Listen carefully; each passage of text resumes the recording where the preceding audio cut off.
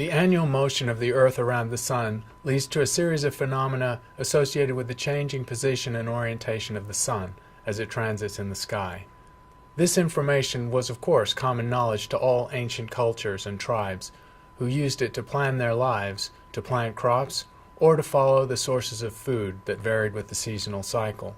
We can visualize what happens over the course of a year by looking at the position of the Sun at its highest elevation in the sky on every day for a full year.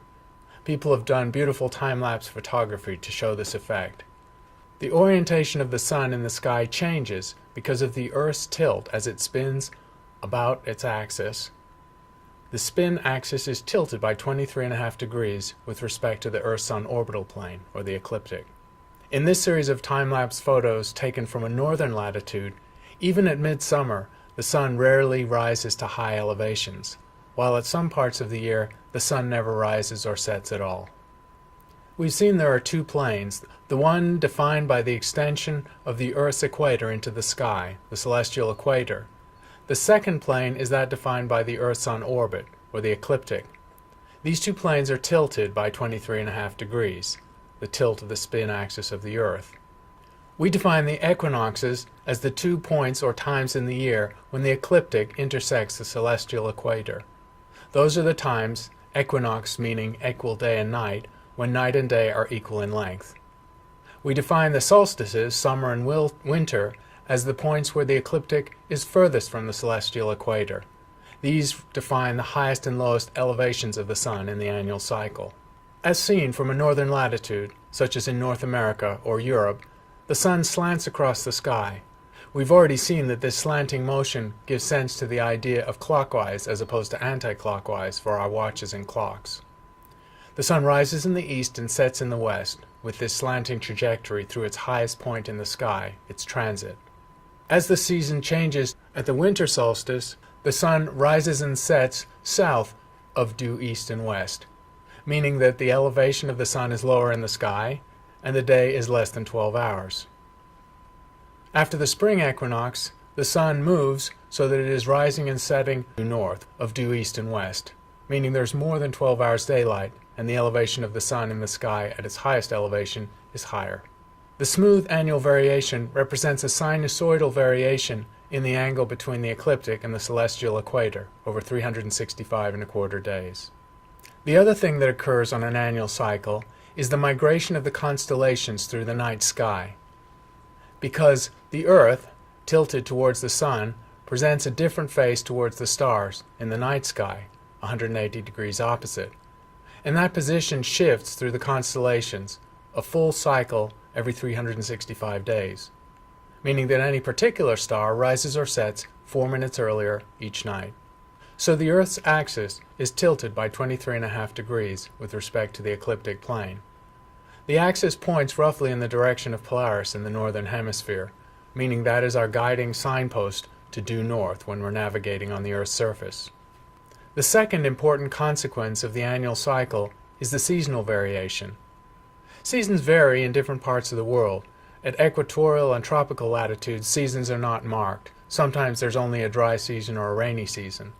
But at temperate or mid-northern and southern latitudes, there's a clear seasonal cycle and 4 distinct seasons. Although it's tempting to imagine that the seasons are caused by the varying Earth-Sun distance, and indeed the Earth does vary its distance from the Sun by 4% between its closest and furthest approach every year, careful thought shows that that can't be the cause of the seasons, because the seasons are experienced equally by people in the southern and northern hemispheres, yet the entire planet is moving closer and further away from the Sun at the same time. That's the common misconception. In fact, the cause of the seasonal cycle is the tilt of the Earth's axis as it orbits the Sun, meaning that during one part of the orbit, the northern hemisphere is tilted by 23.5 degrees directly towards the Sun, resulting in greater illumination and more direct sunlight to the northern hemisphere. 180 degrees later, that northern hemisphere is tilted away from the Sun by 23.5 degrees, resulting in less illumination and a lower amount of heating. It's easy to calculate with simple examples that the variation in Earth-Sun distance can't be the cause of the seasons. 4% distance variation, using the inverse square law of illumination, means a very mild amount of heating variation. However, the varying elevation of the sun in the sky, according to the seasonal cycle, is a much larger variation. For example, between the tropics of Cancer and Capricorn, which are marked by the latitudes of 23.5 degrees north and south of the equator, the sun can be seen directly overhead at some points during the year. 6 months later, the sun's highest elevation is 45 degrees different, half the full angle of the sky from the horizon to the zenith. This is a much lower heating effect. The seasonal cycle is caused by the tilt of the Earth's axis. Notice, however, that the seasonal cycle lags the actual tilt of the Earth. The summer solstice is June 21st, and on average in Northern Hemisphere, the hottest month is July or August. This lag of 6 months is caused by the buffering or blanketing effect of the Earth's atmosphere and oceans, which store heat and gradually leak it out. A beautiful thing that's possible to do photographically is to make an analemma.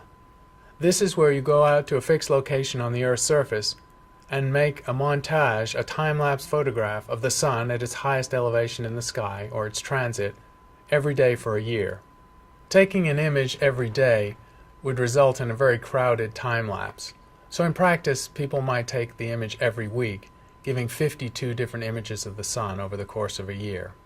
The analemma looks like a figure of 8, or an extended double ellipse, and it carries important information about the Earth-Sun orbit. If you think for a minute, you'll realize that if the Earth had a circular orbit of the Sun and no axial tilt, and traveled at a constant speed in its orbit, there would be no analemma. The Sun, at its highest elevation, at midday, would always go through the same point in the sky. The analemma provides 3 distinct pieces of information about the Earth's orbit. The tilt of the analemma, relative to vertical north and south, gives the angle of tilt of the Earth as it spins around the Sun. The eccentricity of the Earth's orbit around the Sun gives the asymmetry between the 2 lobes. That eccentricity is about 4%. Finally, the analemma would be a straight line. It's swelled out into a figure of 8 because of the variations in the Earth's orbital speed as it moves around the Sun. This is quite a complex variation called the equation of time, and it's required to understand timekeeping on the Earth. This beautiful example of an analemma was taken in Turkey, and it's centered on a full solar eclipse. There's a final subtlety to the Earth's orbit and its spin axis, which was actually detected by Babylonians 5,000 years ago, which is remarkable given how subtle it is. The North Celestial Pole points at the star Polaris, but that will not always be true. As the Earth spins on its axis, it also precesses or wobbles, just like a spinning top. And that wobble takes 26,000 years, which means that the North Celestial Pole will not always point at the star Polaris, will gradually shift and point towards other stars, and 26,000 years later will once again point to Polaris. That's an extraordinary subtle motion from year to year, or even decade to decade, and it's remarkable that careful observations over centuries by civilizations thousands of years ago were able to detect it. It even worked its way into myths and legends of the cultures that lived around the Mediterranean. The particular myth is called Amlodi, and it tells of a salt merchant plying his trade across the Mediterranean and suffers a severe storm.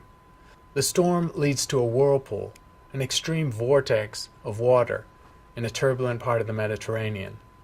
Amlodi's ship is sucked into the vortex, and his cargo of salt is lost, simultaneously explaining why the sea is salty, and also by the connection of the vortex in the sea to the sky, twisting the sky in the precession cycle. An extraordinary mixing of a subtle astronomical effect and a myth. The 12 constellations that line the zodiac are of course the most important constellations historically, because they define the motion of the sun, the plane where the sun travels, and also all the planets and the moon in the sky. The solar year, or the time taken for the Earth to go from a fixed point in its orbit to the same position a year later, is not exactly 365 days, nor even 365 and a quarter. There's no reason it should be a round number, and calendar making has been tied up in matching how we track time to this particular astronomical number. The exact time for a solar year is 365 days, 5 hours, 48 minutes, and 45 seconds, slightly less than 365 1/4 days. The annual motion of the Earth around the Sun is based on a solar year, a number slightly less than 365 1/4 days, and that's the basis of calendars and timekeeping. At the northern latitudes, the Sun rises in the east and sets in the west, due east and west, and the day and night are equal length. At the winter solstice, the Sun rises and sets south of due east and west, and the days are shorter than the nights, and the reverse is true at the summer solstice. The seasonal cycle is also affected by the tilt of the Earth's axis, which in fact causes the entire heating variation seen in northern and southern latitudes between summer and winter.